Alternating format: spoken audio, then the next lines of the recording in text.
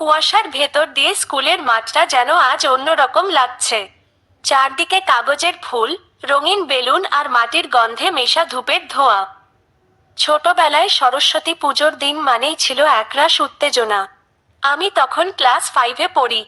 আগের রাতেই খাতার ভেতর কলমটা যত্ন করে রেখে দিয়েছিলাম।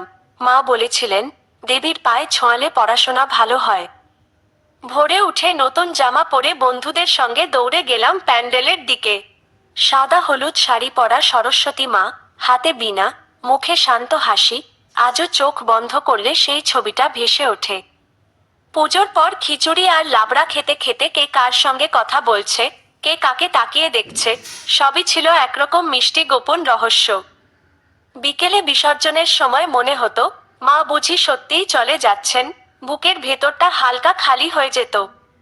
আজ অনেক বছর পরও সরস্বতী পুজোর দিন এলেই সেই স্কুলের মাঠ, বন্ধুদের হাসি আর নিষ্পাপ আনন্দগুলো ফিরে আসে।